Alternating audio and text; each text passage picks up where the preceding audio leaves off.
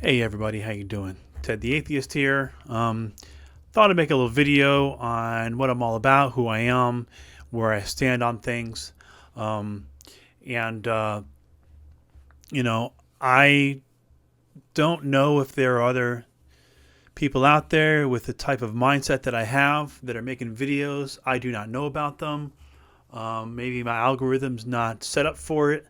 But if people want to, please in the comments below drop down, names or channels of people who you feel are not left or right, right, and they take from both and they make good content based off of that. I don't know of any. So if there are, please let me know. But I thought I'd make a quick video here about. I thought I'd cover a little bit just to give contrast. I thought I'd cover a little bit of like Matt Walsh's content.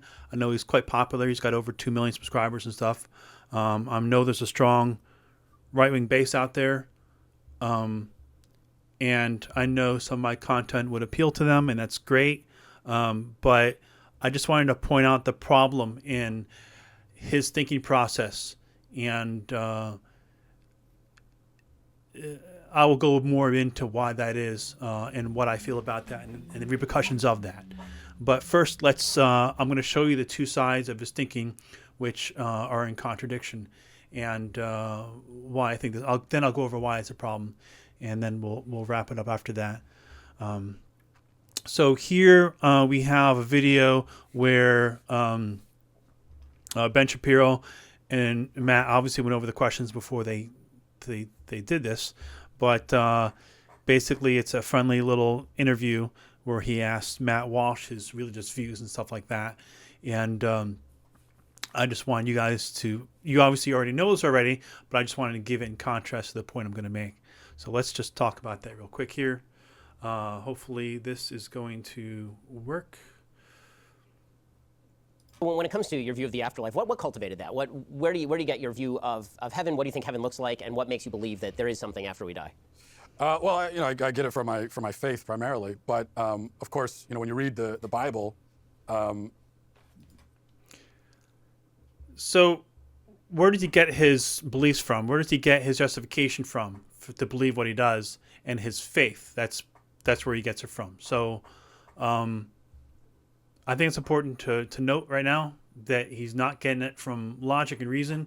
And I think we all can agree that religious people are not getting it from logic and reason. And so we're going to talk more about it in a minute. There isn't a lot in terms of a description of what the afterlife is actually going to look like and everything that it entails. So, I think you have to look at Christian philosophy through the ages and how they've sort of developed this idea. Developed an idea. No, Matt, we're not going to know the information about an afterlife through stories that people wrote. For me, in terms of my thinking about the afterlife, for me, the most influential thing that I've read besides the Bible would be C.S. Lewis' Great Divorce. I don't know if you've read that. I don't know how biblical it really is, but what I like about in that book is what he does is he's able to really illustrate how it is that a person might choose hell instead of heaven, because the only thing that nobody chooses either one because they don't exist, Matt. But that makes sense for me in terms of hell is, well, it's not so much that God sends you there. Even if you really want to go to heaven, God says, no, you did this, you did that, that was wrong, and now you have to go roast in the eternal fires for 50 trillion years, and then you haven't even started at that point. So that sort of version has never really made sense to me. What does make sense, and what you'll hear Christians say a lot, is, well, no, God doesn't send you to hell, you choose it. Okay. Well, all right, then it seems more just, but what does it mean to choose hell? How could anyone ever choose hell when okay, so then he just goes on about crap about his belief, his irrational belief. But as you can see, he based it on faith. That's just pretty much what I wanted to show you. So now we're going to go to more different of his content, a couple of flicks that show him actually caring about truth. Whereas opposed to here, he doesn't care about truth, right? He cares about his faith and the stories and how he feels, right?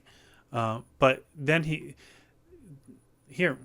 So if you can laugh all you want, but this is a logical problem. He cares about logic. He's logical here. What did Bard tell me? Bard gave me some information on this.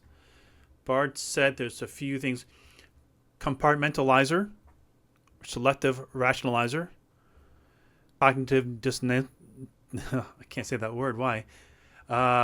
Cognitive dissonance and true believer. Like those are a few examples of this type of mindset where you don't use logic and reason in one area of your life, but you do in another.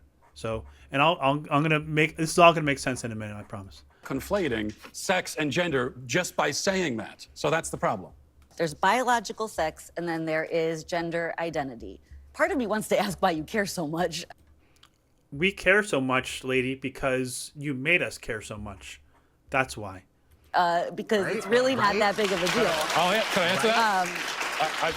I'd love to answer that question. I care about the truth. So basic truth matters. I want to live in a society where people care about the truth, and we're. So he cares about the truth, basic truth. He wants to live in a society where truth matters, right?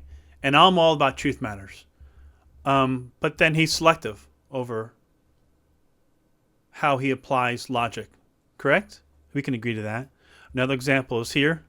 Sounds like we've established there are some people who, in principle, can get pregnant, and there are some people who can't.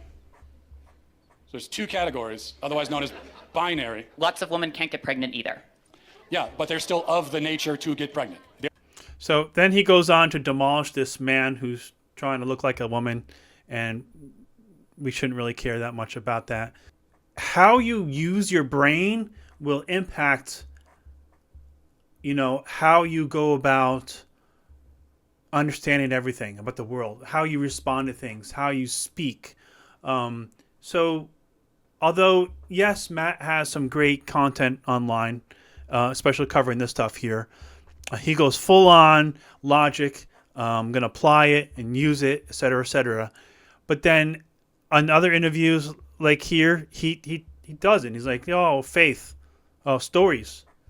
It's like, that's not applying logic and reason. But we need people out there who will use logic and reason applied to everything and not just selective.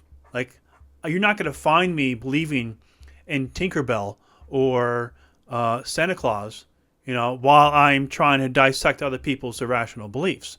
Why would I do that? That's ridiculous. I would not do that. That would be inconsistent, worldviews, People, I can sit down and interview. People can talk to me about whatever they wanted, and then when they start asking questions about stuff that I'm holding sacred, that not realistic, I'm going to start babbling and saying stuff that's not true, right? Like just like someone sat down in front of Matt here and asked, "Why do you believe in this stuff that's not true?" He's going to just refer to stuff that doesn't make sense, or he'll just say that's just my faith, or it's what I believe. We can believe in whatever we want, blah blah blah. So apparently, it's okay to be wrong. Right, as long as you call it a religion, right? And I don't think that's right because it's a part of your life and it's something that you draw conclusions on or accept conclusions from, and that can impact all areas of your life. And I think it's very important that people try to be factual in every conclusion they have and everything they believe in, and they should be willing to debate and argue and discover if their conclusions hold up to scrutiny from others. I see some left-winging people online. They just don't want to have discussions, right? They just don't want to talk. They want to hurl insults and names and stuff like that. And then I see the right-wingers who will talk and have discussions, but then they won't use logic and reason, when applicable. I don't believe in any God. I'm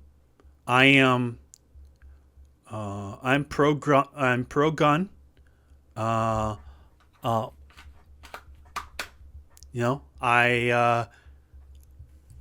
Guns don't kill people. People do.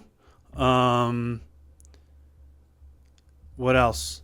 I believe in Medicare for all. I think if we're going to have police and fire and public schools funded by tax, then so can health insurance.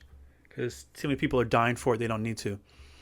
I'm all for freedom. I'm all for, but I'm also for safety nets right? Because capitalism is fine as long as you have some sort of safety nets in place to safeguard, because capitalism just by itself can be pretty cutthroat. And it can lead to a society where people can't really afford things like what we have now with, people not a lot of people not having health insurance or can't afford certain things.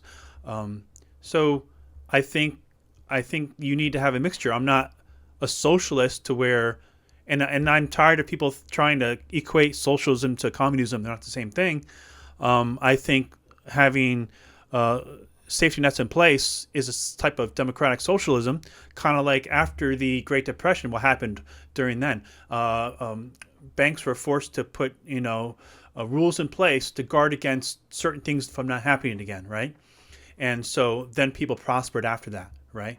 But then come 2008 again, those things were overlooked, and they found a loophole. They got through it, and things went bad, right? So it's all about not having proper safety nets and rules and regulations in place that we need to make a good society. And so I think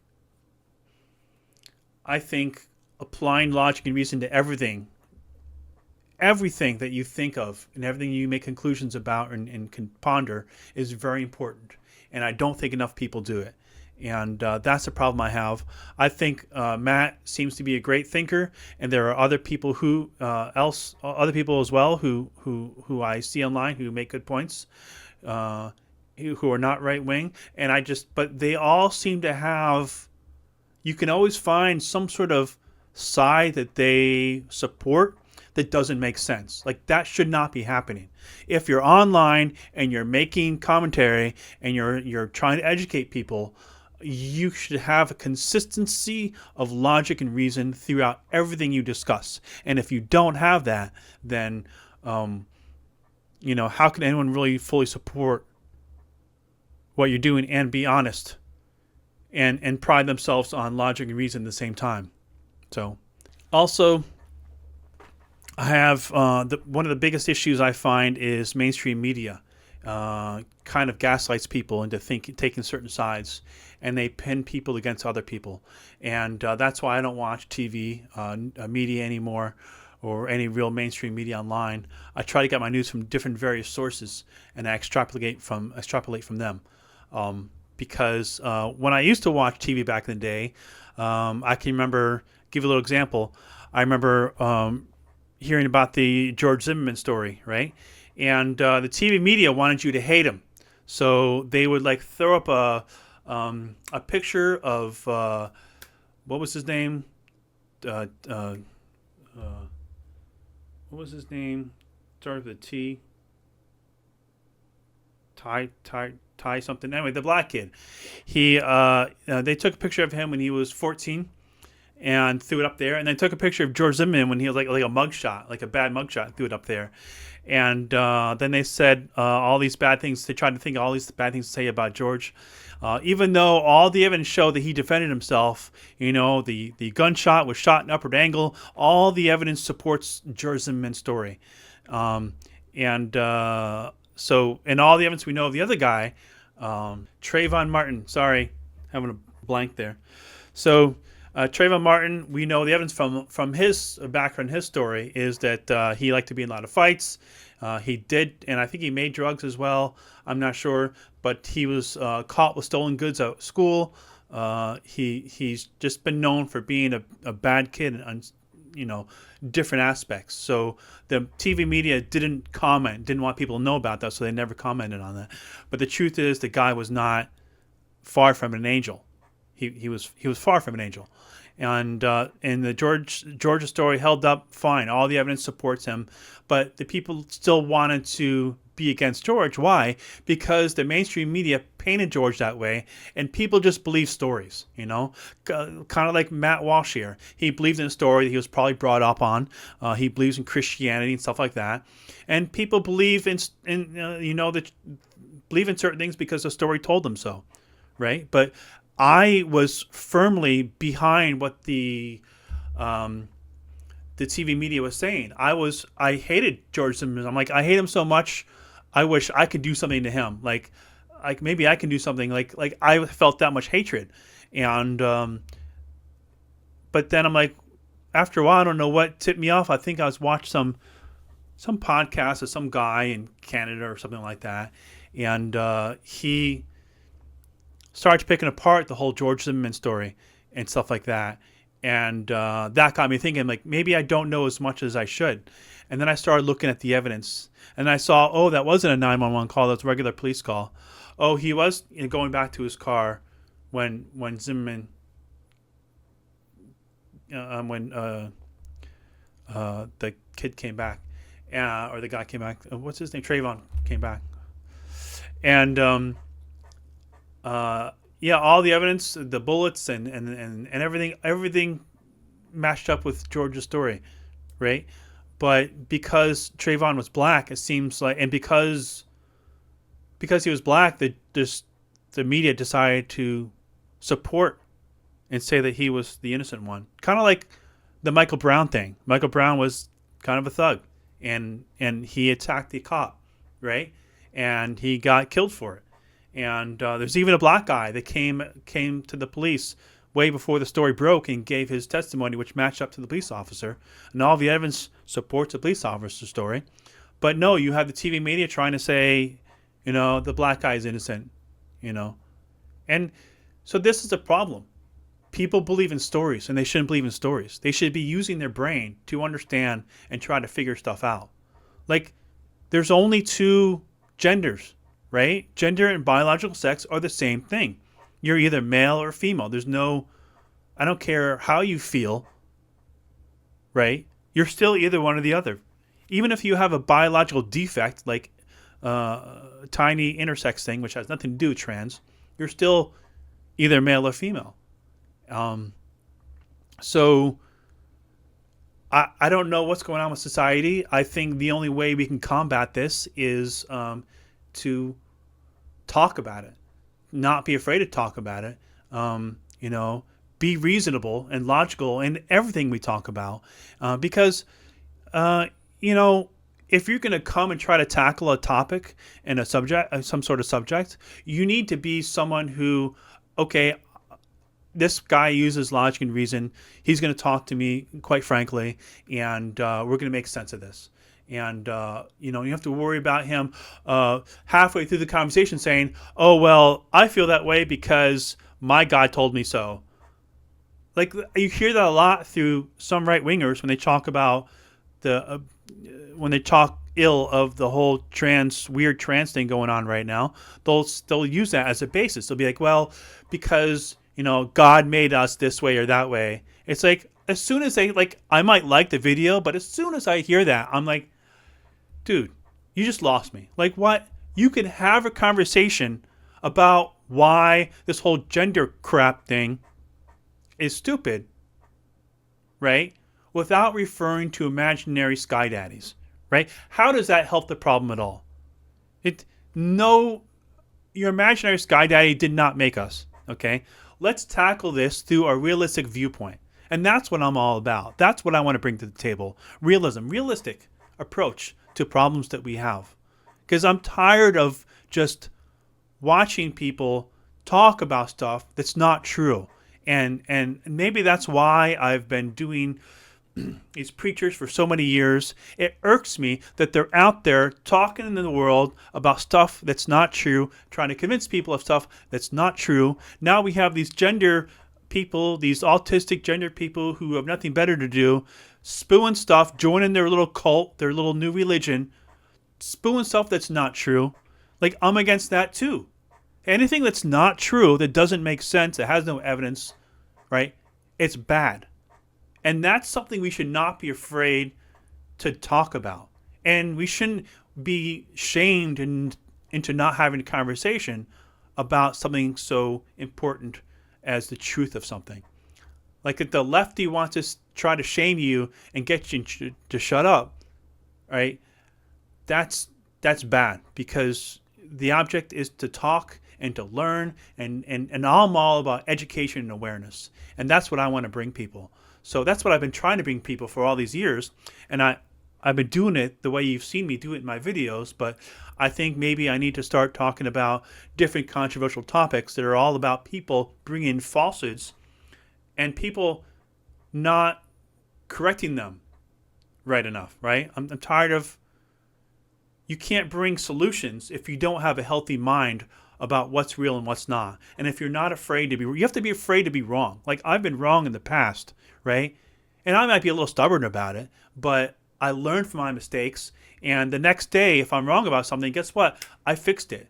I'm not going to be wrong about it. I know the truth, and I'm not going to carry on that same viewpoint. I'm not afraid to change my mind. There's nothing about what I believe that can't change because my beliefs are not held by emotion. They're not held down in place by emotion. You're not going to see me wearing some cross saying, "Oh, I'm not going to question it because, it makes me feel so happy inside." Like that's not how I work. Is not how I'll ever work.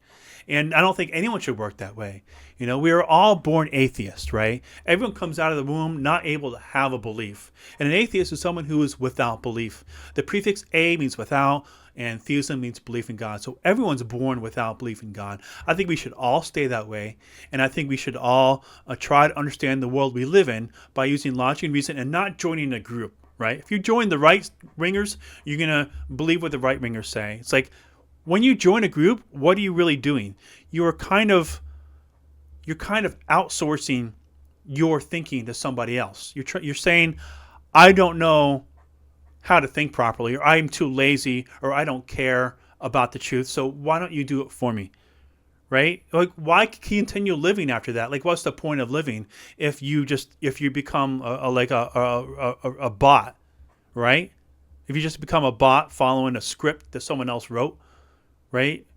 You have the ability to think critically, right? To use logic and reason to figure things out. Why join a group? Whether it's a religion, whether it's a political side. Because if you join the right or the left, they all have their own little agenda and you got to go along with it. And especially on the left, if you don't agree with someone on the left, you're automatically labeled a bigot. And they shame you, and you have to fall in line, right? And that's what I hate about at least on the right, they'll have discussions about it, right? So I can remember joining I went to a little lefty gathering near campus not long ago, maybe last year, and they're all like the men are trying to say that they're women and stuff like that. And I had people follow me around because I guess I didn't look like a lefty. I don't know. So some people followed me around, So while I looked at the place, and I just felt very uncomfortable being there because it just didn't feel like they were very open. They didn't want to. I tried to talk to someone. I had my camera with me, and they just didn't seem very open. They didn't want to talk about. They didn't want to talk about anything. And when you try to shut people down or you don't encourage questions and stuff like that, then to me, that just makes me feel very uncomfortable. I'd be more comfortable around a bunch of right-wingers who believe in an invisible sky daddy, right? Because I know at least they'll have a conversation about it. They won't try to go all weird on me, right? So that's a big thing to me. So what's the solution? What is the solution? The solution is for people to talk more about things that matter and to try to tackle topics from a logical standpoint. I could use some advice on some topics. I'm going to try to pick some stuff from here and there and see what's good and try to cover it in my channel. You guys now have a good idea of where I stand about things. Another thing, someone did ask me about my stance on the whole Palestine, Gaza, Hamas stuff. I gave him a half-assed answer. I didn't really know about it. But to tell you the truth, I'm not really too educated on it. So whoever, responded to say they were disappointed that I had the view I had, I didn't really state a firm stance, just what I understood about it. I'm not too educated about it. All I know, there's a couple of sides who are fighting. It looks like one side is One side is Islam or Muslim, and the other side, I guess, is Jews. Like, I don't know much more about it than that. So if that's something that you guys think I should get educated on, shoot me a video. I'll probably glad if they have like a Palestine situation for dummies video. Like, please send it to me. I'll watch it because I really have not been going on my way to try to understand it. So I care about the truth, and I want to make good videos that dissect certain things. And this is just a taste of what I think I'm going to try to do. If you guys have other ideas and stuff, please let me know. I want to cover many topics that are controversial. And what do you guys want to hear about? What do you want to know about? In the comments below, give me your ideas, and we'll work with that. And I'll start posting 2 or 3 videos a week, and I'll see what I can do. All right, guys, thanks for watching. And don't forget my sponsor, which is nobody.